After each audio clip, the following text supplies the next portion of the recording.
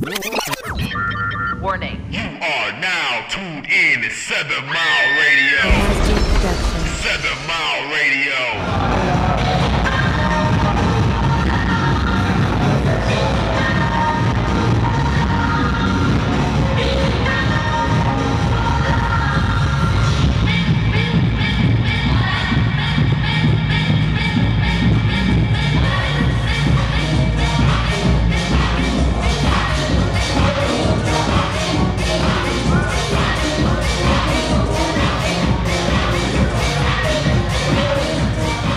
Marc D, 7mileradio.com, and just like I told you, I'm here with the legendary Afrika Bambaataa.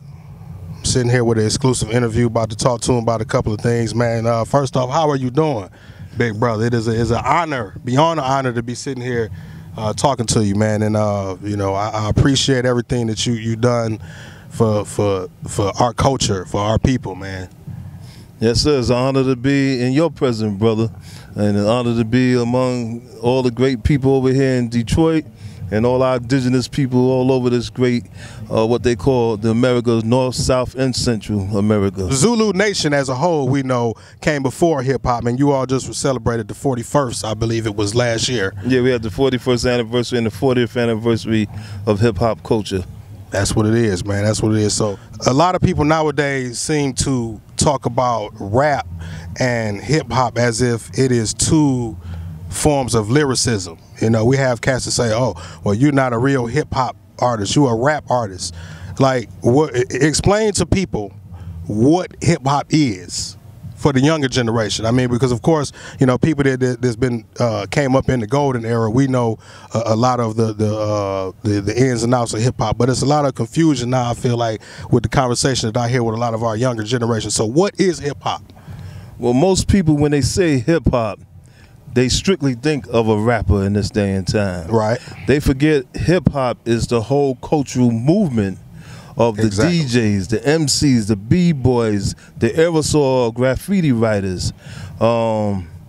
It's also that fifth element that holds it all together, which is the knowledge, what we say in Universal Nation, knowledge, culture, overstanding.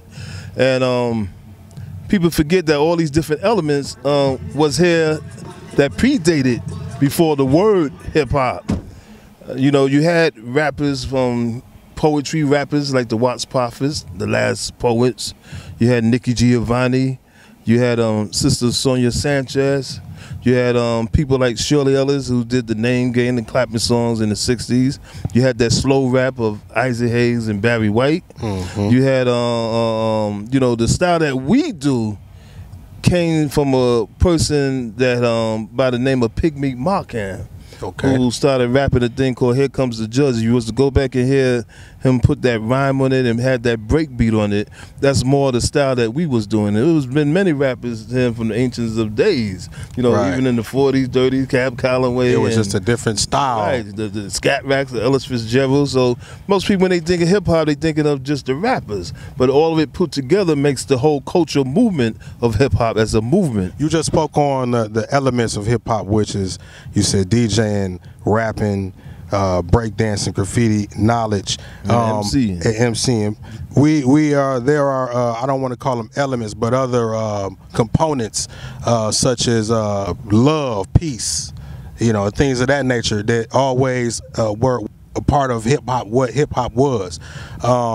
It's a lot of music nowadays that, you know, a lot of people would say doesn't promote peace or doesn't promote love or unity amongst our people. Would you still consider that under the umbrella of hip hop?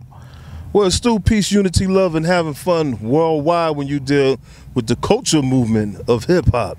We got to understand that these so-called radio stations are really looking to do commerce. And it's all about business, right? So they could dictate to you by brainwashing techniques and let you think it's all about gangster rap, or it's all about using the N-word, or it's all about calling women bees. But then you got people who gets tired of that and they go to other alternative radio stations like satellite radio stations, Sirius XM, or dealing with internet radio stations where they can hear a cultural base of the different styles of music of hip hop. You got to understand, our program director, one who programs the minds of the masses of the people, is what's being done out here. And so if they need to get more courts, more jails underground, so they might say, yo, go push some more of this type of stuff and get the mentality and let this the only thing to be played. Just like they could dictate to you what type of fashion that you could wear. They might get all the certain hip-hop magazine and have you brainwashed thinking that this is the fashion that all the rappers want. Or they use the cliche, this is what people want to hear, which is not true, because if you play like old school to the new school, it becomes true school. So meaning if you're going to play a record that's calling a woman out of her name, then play a record that's bigging her up as a queen. Different things that they doing with the mind control on the so-called radio stations. Right. I feel like maybe they push that type of a program, or maybe they see the power in that because of people like Afrika Bambaataa. When hip hop started, it was more so about a political statement. It was a way for the unheard to be heard. And after so long of them understanding the power and how the messages were conveyed through the music, that's the reason why. So would you say that it is? I guess you basically already answered the question. Is it an agenda out here where you see it being pushed, where we have more of the negative type of stigmas that are put to the forefront of hip hop for the reason of plaguing our people? Oh, big time. Everything is planned by design. I mean, one time they had what they call a smack fest on a station, that we used to be part of. And we had to come down on them because we said, it's not hip hop. What is you promoting? Having the sisters smack each other, or you see the things with people going around knocking out elders or punching. So, our people got to go back and look at this. What are you leaving to generations that's coming after you? Are you becoming a devil? What is your actions and ways that you are being portrayed to your people from all over the earth? So just like Minister Farrakhan, when he said you are becoming like a menace to society, what do you do with a menace? So if you becoming a menace, and then when they come to move on you, like you see all these rituals going on now of shooting so-called black people, indigenous Moors all over the country, you got to ask yourself, what is you doing? You shooting each other, you doing crimes and things against each other, and then so if they see that you doing that, and you using the N-word and everything, what makes you think other people that don't think nothing of you would not use it on you? Otherwise, yeah. Right, or even come against you with their own tanks and armies against you because you becoming a menace. I spoke with one of the brothers by the name of, I know you're familiar with Professor Griff.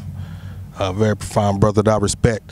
He spoke on, I asked him about how diverse hip-hop has become, and we branching across borders now. We have different cultures, different people that are doing it now, and he spoke on it in a way that I want you to touch on. He said something along the lines of the white folks stealing the vibration of hip-hop and making it their own. Do you feel like hip-hop is being stolen by our I guess European counterparts, brothers and sisters, if you will, or is it more so of just an expanding of the culture? Well, I don't look at just white people emerging in hip hop, because white people been doing rap for the longest too. There are definitely secret societies within the industry who definitely took control of hip hop music and even the culture. Now we gotta look at hip hop started in the so-called black community, and when I say black, I'm talking about my Latino brothers and sisters too. We ain't getting away from all that. We could get on into the history of all that too, but we got to look at when it started in the black Latino community. It's like the message came to us, and we took the message and we cultivated. So that's just like Jesus coming to his own people, and then once Jesus started getting his people in order, the message reached out to the whole world community.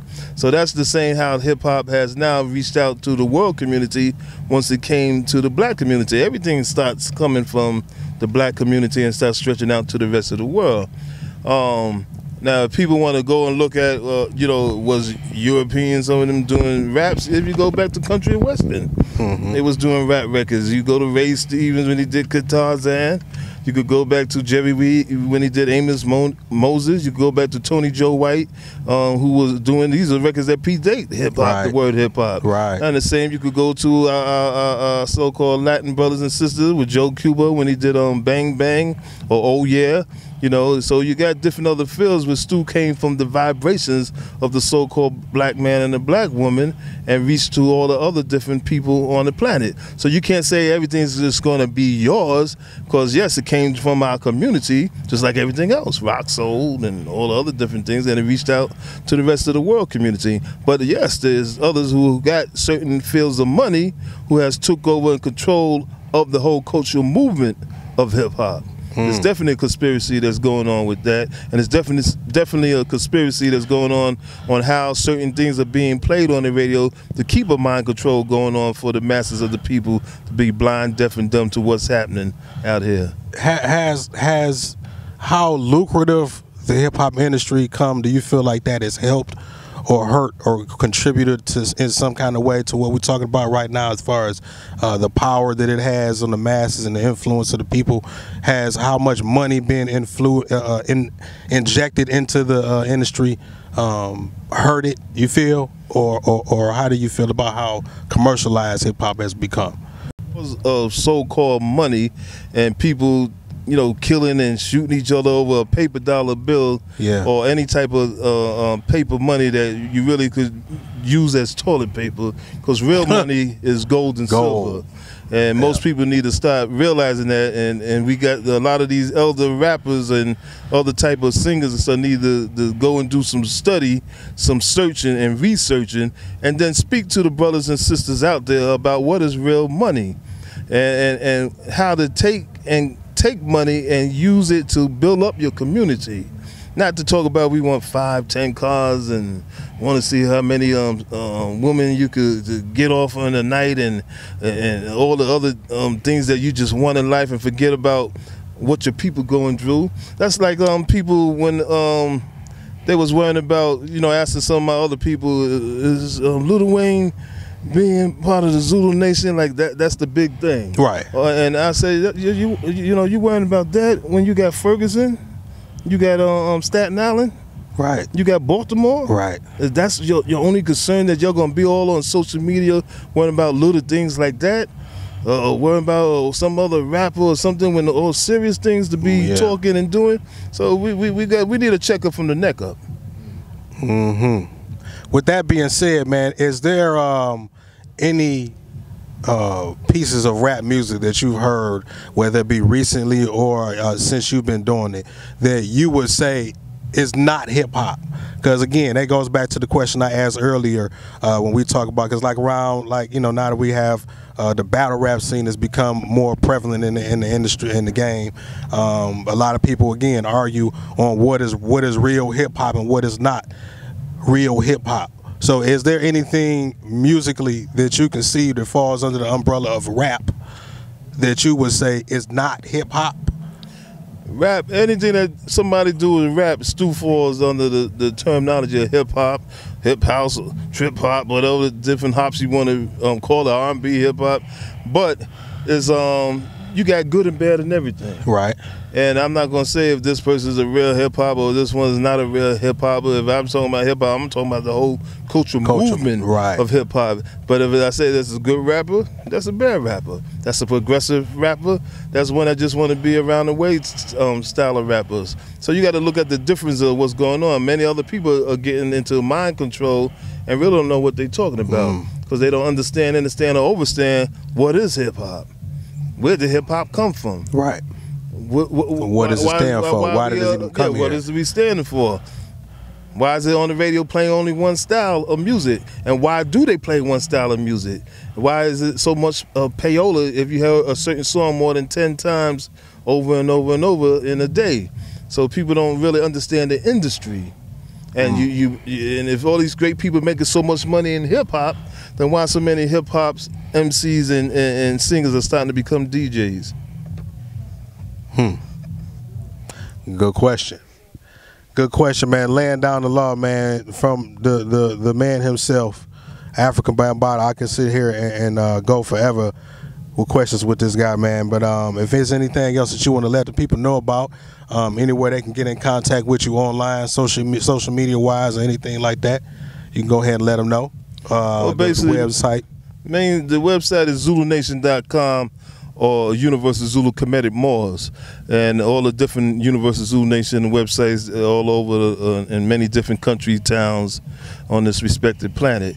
Our main thing is to tell brothers and sisters, young and old, that be yourself, love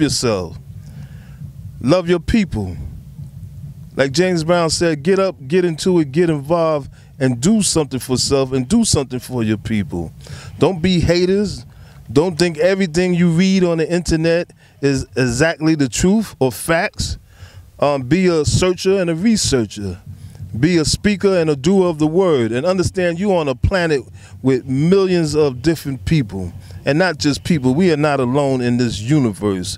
And understand there's many things that's going to be coming out that you never thought of, that they put in movies, that you need to be a code breaker and not just go there and look at these movies for entertainment, because they putting it in the movies for you can know what's ready to become real. Out. Yeah, they hint on things that's right. They're either planning on or already got out here. That's right. Stop wasting your time on some reality shows and see what the reality that's right in your own hood. I want to touch on something, man, that you just brought to my mind before we go. You being one of the most, if not the most, producing one of the most sampled hip-hop record of all time. We recently went through a situation in the industry where T.I. went through the lawsuit with Marvin Gaye and his estate over what they said was basically him stealing the record. Again, do you feel like anything in hip-hop can be stolen? I mean, being that everything came from an influence that we've done for the most part in music. So has it ever been a time where you being, like I said, the most sampled hip-hop record of all time, did you feel like someone was stealing from you, or did you feel like they were paying homage? Well, you got some who pay homage, but you got others who just straight out take. And my thing is, if you're going to use... What's the difference with what's the line? Well, it's really not a line. My thing is, if you're going to use somebody else's stuff, give them some credit. Give them credit. You know, put their name down as a writer with you, put some of their publishing down, and you won't get the problems that you having. When I did songs of using Manuel Dibango or something, we put certain people down as credit. We put them as the writers, and you have no problem. I did take something from James Brown. James Brown's a writer. I'm doing another song like with James Brown or something. We're giving him his credit. We're giving it self-due. So you don't get problems like that and then just taking a record straight out, got to give it up, and you know it's Marvin Gaye. You know the feel and vibration is Marvin Gaye, and everybody and their mother that knew of that song knew straight out when they heard it. They said, "Oh shit, that's got to give it up." Right, so you know, right. You know, even if you like a tune and you want to just then say you're doing a remake, do the song over. Just give the credit where it's due. Credit where it's due. That's what it is, man. Again, it's been great talking to you, man. Hopefully this won't be the last, man. The legendary Afrika Bambaataa is in Detroit right now, man. And we've been blessed to talk to him. You know, share his perspective and knowledge with us, man. Again, thanks for talking to us, man. And you know, the door is open to not only the Detroit, man, but 7mileradio.com. You are family, bro. Yes, sir. Thank you. Peace and honor to 7 Mile Radio and to all the brothers and sisters, all the listeners out there. This is the true school. Understand, overstand. Warning. You are now tuned in to 7 Mile Radio. 7 Mile Radio.